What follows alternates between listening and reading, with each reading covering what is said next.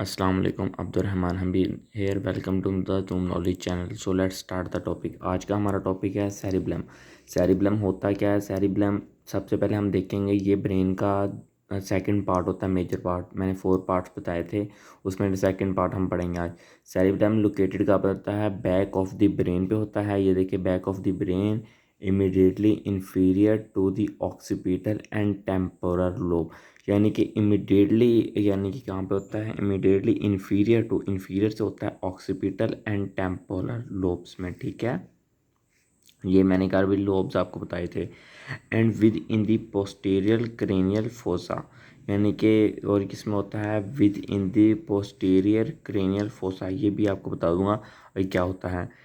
उसके बाद आता है इसमें, it is separated from these lobes by the tentorium cerebelli, यानी कि सेपरेटेड होती है किससे? फ्रॉम दीज लोब्स, इन लोब्स में। किसके ज़रिए? टेंटोरियम सेरिब्लाई, यानी कि सेरिब्लाई, टेंटोरियम सेरिब्लाई, इसके ज़रिए ये लोब से सेपरेट होती हैं। And tough layer of dura mater, यानी कि टफ लेयर होती है ड्यूरा मैटर की। ये भी एक पार्ट है, ये मैं आपको बताऊंगा। ठीक है, उसके बाद सेकंड इसमें आ जाता है कि इट लाइज, यानी कि लाइज करती हैं same level of and posterior to the pons, यानी कि सेम लेवल होता है पोस्टीरियर का और पोन्स का। From which it is separated, और ये सेपरेट होती हैं बाय दी फोर्थ वेंट्रिकल, यानी कि ये फोर्थ वेंट्रिकल से सेपरेट होती हैं। उसके बाद इसमें आता है लाई से, यानी कि cerebrum it also two hemisphere, यानी कि इसमें कौन कौन से 2 हेमिस्फेयर होती हैं। The cerebrum also has an outer cortex made up of, यानी कि 2 हेमिस्फेयर होती हैं। जो आउटर होती है वो मेड होती है ग्रे मैटर की, और जो इनर होती है वो वाइट मैटर की। यानी कि ये भी पॉइंट ऑफ द एमसीक्यूज बहुत इंपॉर्टेंट है पेपर पॉइंट ऑफ व्यू से, कि जो आउटर इसकी कॉर्टेक्स होती है वो ग्रे मैटर की बनी होती है, और जो इनर होती है वो वाइट मैटर से बनी होती है। ठीक है, अब नेक्स्ट आ जाता है, ये लिखे हुए लाइन, इंपॉर्टेंट लाइन है। These are 3 ways that the cerebellum can be subdivided anatomical lobes, zones and functional division, यानी कि 3 ways cerebellum डिवाइड होता है सब एनाटोमिकल लोब्स में, जोन्स में, फंक्शनल डिवीजन में। ठीक है, अब इसमें एनाटोमिकल लोब्स कौन से होते हैं? एनाटोमिकल लोब्स 3 तरह के होते हैं। इंटीरियर लोब होता है, पोस्टीरियर लोब होता है, एंड फ्लोक्यूलोंड्यूलर लोब होता है।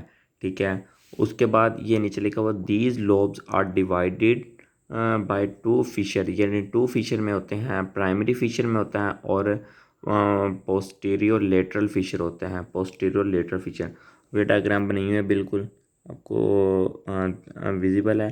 ये प्राइमरी फिशर होता है, ये पोस्टीरियर लेटरल फिशर होता है। ठीक है, अब हम जोन की बात करते हैं। ये एनाटॉमिकल लोब्स तो मैंने बता दिया। अब जोन कौन सा होता है? जोन की बात करते हैं। जोन, अब जोन्स इन्होंने बताया है, देर आर 3 सेरिब्रल, यानी कि 3 जोन होते हैं। कौन कौन से होते हैं?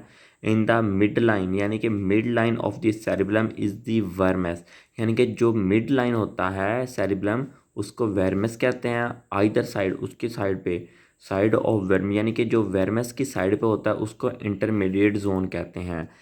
उसके बाद आ जाता है lateral to the intermediate zone are the lateral hemisphere, यानी कि लेटरल टू द, यानी कि इंटरमीडिएट जोन जो होता है आर द लेटरल हेमिस्फेयर होता है।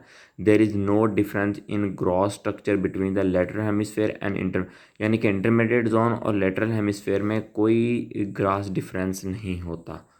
ये थे जोन। नेक्स्ट आ जाता है फंक्शनल डिवीजन। अब फंक्शनल डिवीजन क्या होता है? इसमें सेरिब्रम कैन आल्सो सब डिवाइड बाय फंक्शन, यानी कि फंक्शन के जरिए इसको भी डिवाइड करते हैं। 3 फंक्शन होते हैं। कौन कौन से होते हैं? इसमें आता है सेरिब्रो सेरिब्रम होता है, स्पाइनो सेरिब्रम होता है, उसके बाद तीसरा आता है वेस्टिब्यूलर सेरिब्रम हो जाता है। अब हम पहले से देते हैं सेरिब्रो सेरिब्रम क्या होता है। ये लार्जेस्ट डिवीजन होती है, फॉर्म्ड किसकी? Formed by the lateral hemisphere, यानी कि फॉर्म्ड किसकी ज़रूरत होता है? लेटरल हेमिस्फेयर में। और ये इन्वॉल्व होता है प्लानिंग में, मूवमेंट में, मोटर लर्निंग में। रिसीव क्या करता है? Input from this cerebral cortex, यानी कि ये सेरिब्रल से इनपुट रिसीव करता है। And pontine nuclei and send करता, आउटपुट देता है थैलमस को एंड रेड न्यूक्लियस को। This area also regulate and coordination, यानी कि ये एरिया रेगुलेट करता है and coordination and coordination of muscle activation. It is important physically guided movement. अब नेक्स्ट आ जाता है स्पाइनोसेरिब्रम। स्पाइनोसेरिब्रम क्या होता है, कंप्राइज होता है किसके जरिए, वर्मस के। अब वर्मस मैंने क्या बताया था आपको, वर्मस तो यानी कि मैंने बताया था आपको वर्मस ये होता है कि mid line of the cerebrum जो होता है, ये देखिए mid line of the cerebrum is the vermis, ठीक है। अब देखें vermis and intermediate zone of the cerebral hemisphere, ये इससे बना होता है। और ये इन्वॉल्व भी किस चीज़ में होता है, ये इन्वॉल्व होता है regulating body movement, body movement में होता है by allowing for error correction में, रिसीव करता है प्रोप्रियोसेप्टिव इंफॉर्मेशन, यानी कि प्रोप्रियोसेप्टिव इंफॉर्मेशन रिसीव करता है। उसके बाद नेक्स्ट आ जाता है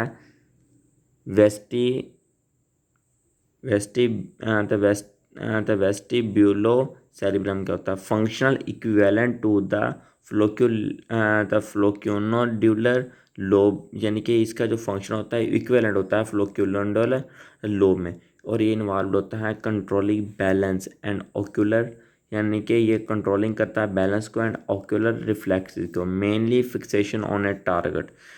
और ये इनपुट रिसीव करता है फ्रॉम दी क्या से, वेस्टिब्यूलर सिस्टम से, एंड सेंड आउटपुट करता है back to the vestibular nuclei को, यानी कि ये वेस्टिब्यूलर सिस्टम से जो इनपुट लेता है और back to the vestibular nuclei को देता है। अब नेक्स्ट आ जाता है इसका फंक्शन क्या होता है, फंक्शन ऑफ सेरिब्रम का, ये भी इम्पोर्टेंट है। अब इसका फंक्शन क्या होता है, फंक्शन हम इसका देखेंगे। फंक्शन क्या होता है, सेरिब्रम प्रोवाइड क्या करता है, प्रोवाइड करता है precise timing of skeletal muscle, यानी कि ये टाइमिंग करता है, प्रीसाइज टाइमिंग प्रोवाइड करता है स्केलेटल मसल को, एक्टिविटी एंड कंट्रोल करता है आवर बैलेंस एंड इक्विलिब्रियम को। उसके बाद ये play its role less well when sedative with alcohol, यानी कि जब सेडेटिव विद अल्कोहल हो तो ये अपना रोल प्ले करता है। उसके बाद आता है सेरिब्रम, सेरिब्रम इज डैमेज्ड, यानी कि सेरिब्रम जो है डैमेज होता है, movement become clumsy and disorganise, a condition called अटॉक्सिया।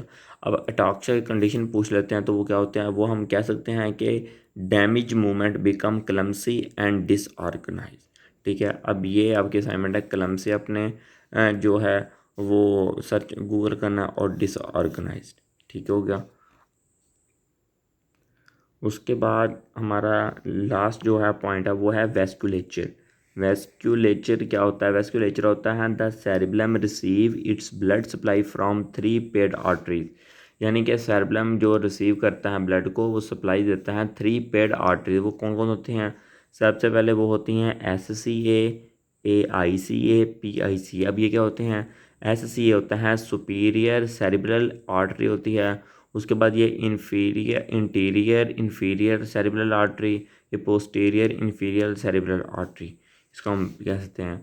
अब उसके बाद हम पढ़ते हैं कि SCA क्या होता है, ये हमने ऊपर भी पढ़ा है कि superior cerebral artery and interior inferior cerebral artery are branches of basilar artery, यानी कि किसकी ब्रांचेज होते हैं, बेसिलर आर्टरी की ब्रांचेज होते हैं, which wraps around the interior aspect of the pons before reaching the cerebrum, यानी कि ये सेरिब्रम पे पहुंचने से पहले ही ये होते हैं। द PICA ये क्या होता है, पोस्टीरियर इन्फीरियर सेरिब्रल आर्टरी क्या होते हैं, ये ब्रांच किसकी होती हैं, ये वर्टिब्रल आर्टरी की होती हैं।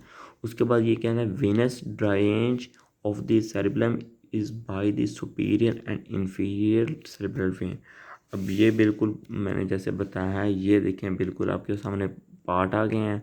ये सेरिब्रम, ये पार्ट सेरिब्रम आ जाता है, सेरिब्रम है और ये सेरिब्रम है। उसके बाद ये मिड ब्रेन का पार्ट आ जाते हैं, ब्रेन स्टेम। अब कल हम डाइनसेफ्लॉन और ब्रेन स्टेम पढ़ेंगे। सो आज का हमारा टॉपिक इधर तक था। अगर आपको वीडियो अच्छी लगी है तो लाइक कमेंट एंड शेयर कर दीजिए। थैंक यू, अल्लाह हाफिज़।